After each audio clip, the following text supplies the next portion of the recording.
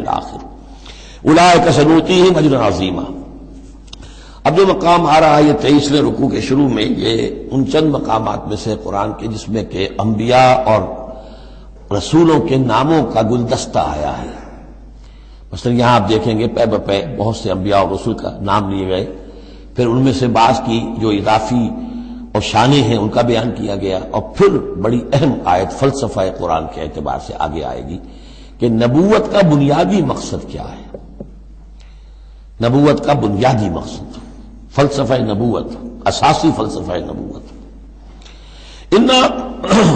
انا اوحینا الیک کما اوحینا الی نوح، اے نبی ہم نے آپ کی جانب بھی وحی کی ہے جیسے کہ ہم نے نوح کی طرف وحی کی تھی، والنبیین من بعدہ، اور ان کے بعد بہت سے انبیاء پر کی تھی۔ حضرت شیس علیہ السلام وہ بھی حضرت نوح علیہ السلام، بلکہ یہ تو حضرت نوح سے بھی پہلے کے لوگ ہیں شیس جو ہیں۔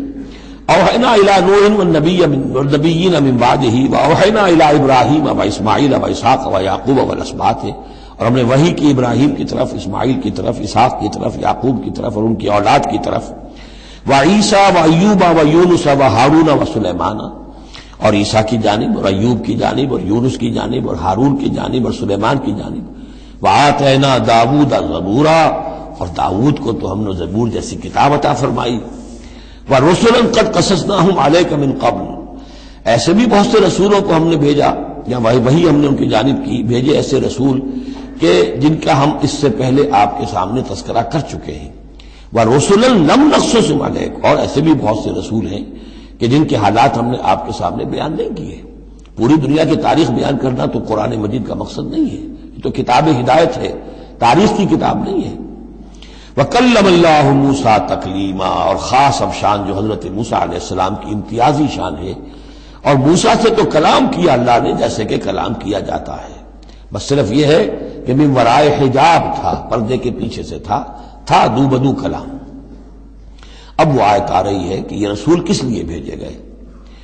رسلا مبشرین ومنذرین، یہ رسول بھیجے گئے بشارت دینے والے بنا کر اور خبردار کرنے والے بنا کر، لئلا یکون للناس علی اللہ حجۃ بعد الرسل، تاکہ نہ رہ جائے لوگوں کے حق میں، للناس نام نوٹ کیجئے، علی اللہ اللہ کے مقابلے میں کوئی حجت، کوئی دلیل رسولوں کے آنے کے بعد، وکان اللہ عزیزا حکیما، اور اللہ تعالیٰ زبردست ہے لیکن ساتھ ہی حکمت والا ہے۔ اب اس کو سمجھیے کہ جب ہم یہ کہتے ہیں کہ قیامت کے دن اللہ تعالیٰ حساب لے گا اور امتحان ہوگا، امتحان سے پھر نتائج نکلیں گے ہمارے کہ کون پاس ہوا کون فیل ہوا، لیکن امتحان لیا جاتا ہے کچھ پڑھا کر، کیا پڑھایا ہمیں؟ جانچا جاتا ہے کسی کو کچھ دے کر، کسی بچے کو آپ دیجئے 10 روپے، پھر آپ دیکھیے اس کا میدان تباہ کیا ہے، ٹافی کی دکان کی طرف بھاگتا ہے یا کوئی کسی کتابوں کی دکان کی طرف بھاگتا ہے، پتہ چل جائے گا اس کا کیا، اس کا رجحان کیا ہے۔ کچھ دے کر آزماتے ہیں نا، کچھ پڑھا کر امتحان لیتے ہیں، تو ہمیں کیا پڑھایا ہے، کیا دیا ہے؟ اس میں ہے جو قرآن مجید کا بنیادی فلسفہ ہے کہ اللہ تعالیٰ نے انسان کو سمع، بصر، عقل، 3 بڑی چیزیں دی، پھر اللہ تعالیٰ نے انسان کے اندر روح ودیت کی اور نفس انسانی میں خیر اور شر کا علم ودیت کر دیا ہے۔ اب آئندہ کوئی وحی نہ آئے تب بھی ہر انسان جو ہے ان باتوں کی بنا پر اکاؤنٹیبل ہے۔ ہم نے تمہارے اندر تمیز رکھ دی تھی، یہ نیکی ہے یہ بدی ہے، تم بدی کی طرف کیوں گئے؟ تو گویا کہ کوئی نبی نہ آتا، کوئی کتاب نہ آتی، کوئی رسول نہ آتا، تب بھی اللہ تعالیٰ کی طرف سے محاسبہ ناحق نہیں تھا، اس لیے کہ وہ بنیادی چیزیں اللہ تعالیٰ دے چکا ہے۔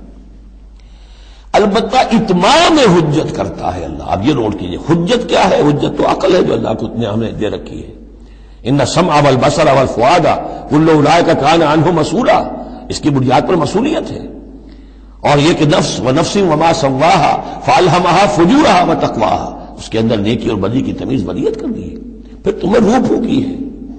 ان سب چیزوں کی بنا پر تم اکاؤنٹیبل ہو، کوئی نبی آتا یا نہ آتا، یہ حجت اللہ کی تم پر قائم ہے۔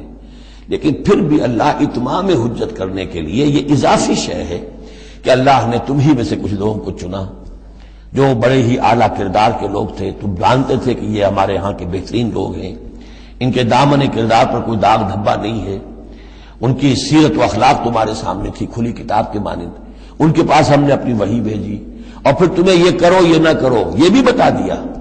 ایگزامینیشن میڈ ایزی بھی ہو گیا تمہارے لیے، اس امتحان کو ہم نے اتنا آسان کر دیا تاکہ اب کسی کے پاس کوئی عذر باقی نہ رہ جائے، کوئی جو ہے یہ پلیڈ نہ کر سکے کہ میں تو اگنورنس کے پلیڈ کرے کہ میں تو اگنورنٹ تھا، مجھے معلوم نہیں تھا۔ جب رسول آ گئے تو اب کوئی عذر باقی نہیں رہا۔ رسول سے پہلے پھر بھی کوئی شخص کہہ سکتا ہے پروردگار میں ایسے ماحول میں پیدا ہو گیا تھا، وہاں سب کے سب اسی رنگ میں رنگے ہوئے تھے، پروردگار میں اپنے 2 وقت کی روٹی کے دھندے میں ایسا لگا رہا کہ مجھے کبھی ہوش ہی نہیں آئی کہ میں سوچتا۔ لیکن جب رسول آ جاتے ہیں اور رسولوں کے آنے کے بعد حق مبرہن ہو جاتا ہے اور حق و باطل کے درمیان امتیاز بالکل واضح طور پر قائم ہو جاتا ہے، پھر کوئی عذر باقی نہیں رہتا، کوئی حجت پیش کرنے کے لیے لوگوں کے جانب سے اللہ کے سامنے اللہ کے معاشرے کے مقابلے میں باقی نہیں رہتی۔ تو یہ اتمام حجت ہے، اللہ کی طرف سے حجت کا اتمام۔ رسولم مبشرین، اور کر کیا سکتے ہیں رسول؟ نہ کسی کو زبردستی ہدایت پر لا سکتے ہیں، ظاہر بات ہے کسی کو گمراہ کرنا تو پیش نظر ہے ہی نہیں، لیکن کسی کو زبردستی ہدایت پہ نہیں لا سکتے۔ ہاں جن کے اپنے اندر کی یہ چیزیں جاگ جائیں گی، متوجہ ہو جائیں گے، اپنے باطن کی حقیقتوں کی طرف دیکھیں گے اور پھر یہ کہ نبی کی بات سنیں گے، اس سے فائدہ اٹھائیں گے، سیدھے راستے پر چلیں گے، ان کے لیے مبشر ہوں گے، بشارت، فراح و ریحان و جنت نعیم۔ اور جو لوگ یہ ہے کہ اس کے بعد بھی اپنی غلط ہی راستوں پر چلتے رہیں گے، تعصب میں، ہٹ دھرمی میں، ضد میں، مفادات میں، چودراہٹوں کی وجہ سے، ان کو خبردار کریں گے کہ اب تمہارے لیے بدترین انجام جو ہے جہنم تیار ہے۔ تو رسولوں کا بنیادی فنکشن یہی ہے، تبشیر اور انذار، مبشرین و منذرین۔ کس لیے؟ لے اللہ یکونا، تاکہ نہ رہ جائے، للناس، لوگوں کے پاس، لوگوں کے حق میں، اللہ اللہ کے مقابلے میں، یعنی اللہ کی حجت، اللہ کے محاسبے کے مقابلے میں، حجت، کوئی حجت، کوئی عذر، کوئی بہانہ باقی نہ رہے بعد الرسل، رسولوں کے آنے کے بعد۔ وکان اللہ عزیز حکیمہ، اللہ عزیز ہے، بغیر رسولوں کے بھی محاسبہ کرے، اختیار اس کا مطلق ہے، حکیم ہے، اس نے یہ نظام بنایا ہے اپنے محاسبہ اخروی کے لیے۔ اب اس میں البتہ ایک بات اور نوٹ کر دیجئے، یہ بڑی تفصیل سے میں نے یہ چیزیں لکھی ہوئی ہیں اپنی ایک کتاب میں، نبی اکرم صلی اللہ علیہ وسلم کا مقصد بعثت، کہ ایک بنیادی مقصد ہے رسالت کا وہ تو یہ ہے، اور ایک تکمیلی مقصد ہے رسالت کا جو محمد الرسول اللہ پر جا کر کامل ہوا ہے صلی اللہ علیہ وسلم، وہ ہے لِیُظْہِرَہُ عَلَى الدِّینِ کُلِّهِ۔ انہوں نے بھی کام شروع کیا یہیں سے، یا ایھا النبی انا ارسلناک شاہدا ومبشرا ونذیرا وداعیا الی اللہ باذنہ وسراجا منیرا۔ بنیادی حیثیت تو وہی آپ کی بھی وہی ہے، لیکن اس کے اوپر تکمیلی حیثیت کیا ہے؟ هو الذی ارسل رسولہ بالہدی ودین الحق لیظہرہ علی الدین کلہ۔ یہ آپ کی امتیازی شان ہے۔ لیکن اللہ یشہد بما انزل الیک انزلہ بعلمہ، اللہ تعالیٰ اس پر گواہ ہے کہ جو کچھ اس نے نازل کیا ہے نبی آپ کی طرف، وہ اس نے علم کیا ہے، اس نے نازل کیا اپنے علم سے۔ والملائکۃ، اور فرشتے اس پر گواہ ہیں، یشہدون۔ وکفیٰ باللہ شہیدا، اور ویسے تو اللہ تنہا بھی گواہ کے لیے، گواہ ہونے کے اعتبار سے کافی ہے۔ ان الذین کفروا وصدوا عن سبیل اللہ قد ضلوا ضلالا بعیدا۔ اب محمد کے آنے کے بعد صلی اللہ علیہ وسلم پھر بھی جو لوگ کفر پر اڑے رہے اور رکے رہے اور روکتے رہے اللہ کے راستے سے دوسروں کو، وہ تو پھر بہک گئے ہیں، بھٹک گئے ہیں، ضلالا بعیدا، اور یہ اپنے بھٹکنے میں اور بہکنے میں، گمراہی میں بہت دور نکل گئے۔ ان الذین کفروا وظلموا لم یکن اللہ لیغفر لهم۔ اب یہ لوگ جنہوں نے کفر کیا ہے، جو اڑ گئے ہیں کفر پر اور جو اس شرک پر اور ناحق جو راستہ ہے اس کے اوپر جم گئے ہیں، لم یکن اللہ لیغفر لهم، اب اللہ کا یہ طریقہ نہیں ہوگا کہ انہیں معاف کر دے، اللہ انہیں اب ہرگز بخشنے والا نہیں ہے۔ ولا لیہدیہم طریقہ، اور نہ یہ کہ انہیں کسی راستے کی ہدایت دے، الا طریقہ جہنم، سوائے ایک راستے کے، اور وہ جہنم کا راستہ ہے۔ اب تو وہی کھلی ہوئی ہے شاہراہ، اسی پر یہ بگٹر دوڑتے رہیں، خالدین فیہا، وہ اس میں ہمیشہ ہمیش رہیں گے، ابدا، ہمیشہ ہمیش۔ وکان ذلک علی اللہ یسیرا، اور یہ اللہ پر بہت آسان ہے۔ دیکھیے اس کو مقابلے میں لائیے، ما یفعل اللہ بعذابکم، اللہ کیا کرے گا تمہیں عذاب دے کر، لیکن اس سے یہ نہ سمجھے کہ اللہ عذاب نہیں دے گا۔